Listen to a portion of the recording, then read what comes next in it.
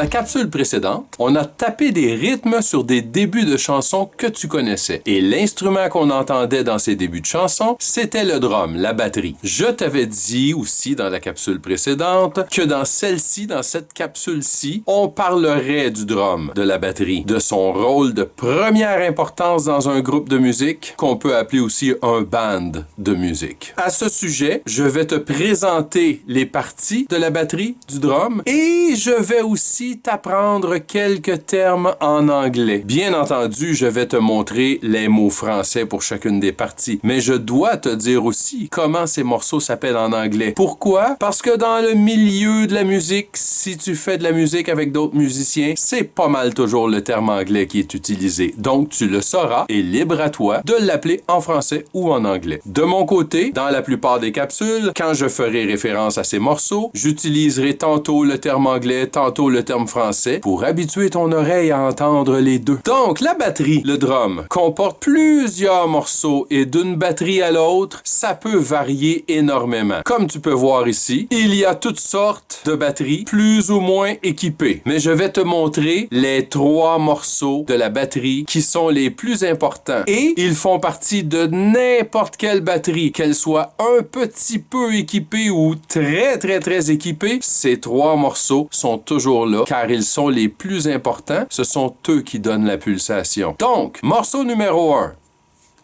La grosse caisse. Le terme anglais, le bass drum. Donc, grosse caisse, bass drum. Morceau numéro 2, la caisse claire. En anglais, snare. Donc, caisse claire, snare. Morceau numéro 3, le charleston. Et tu n'entendras pas souvent ce terme en français, le charleston. En anglais, hi-hat. Donc, le charleston, le hi-hat. Ce sont les 3 morceaux les plus importants. Ce sont eux qui vont donner la pulsation dans un groupe de musique. Alors, quand tu joues dans un groupe, un band, un band, c'est un groupe de musique. Quand tu joues dans un band, que tu joues de n'importe quel instrument, si tu joues de la guitare, quand tu joues, qu'est-ce que t'écoutes? La pulsation, bien entendu. Qui la donne? D'où vient-elle, la pulsation? Elle vient du drum. Alors, si tu joues de la guitare dans un band, tu écoutes le drum. Si tu joues du piano ou du clavier dans un band, qu'est-ce que tu écoutes? Le drum. Si tu joues de la basse électrique dans un band, qu'est-ce que tu écoutes? Le drum. Tu commences à comprendre. N'importe quel instrument que tu joues, tout le monde doit écouter le drum puisque le drum, c'est la pulsation. On en a parlé dans la capsule précédente. Dans un band, un groupe de musique, tout le monde doit suivre la pulsation pour que ça fasse de la musique. J'aime bien faire la farce à mes batteurs, mes drummers ou drummeuses dans mes classes en leur disant, je répète à toute la classe, le drum, c'est le patron dans un band. C'est lui le boss. Tout le monde doit le suivre. Maintenant, écoute bien l'extrait qui s'en vient.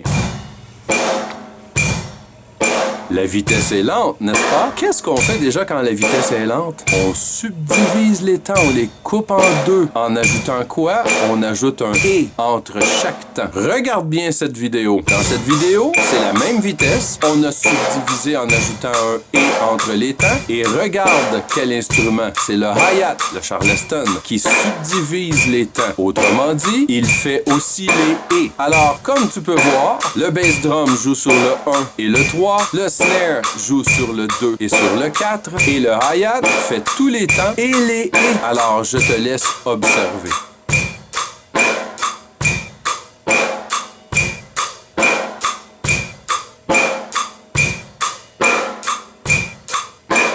Bon, maintenant, tu connais l'instrument que je t'ai présenté, la batterie, le drum. Donc, dans la prochaine capsule, qu'est-ce qu'on va faire? Je vais mettre plein de rythmes de drum. Plein. Et on va taper nos rythmes dans les mains en écoutant bien le drum et en le suivant, en suivant la pulsation qu'il nous donne. Donc, si tu as aimé cette capsule, je t'invite à cliquer ici. On se voit bientôt. Bye!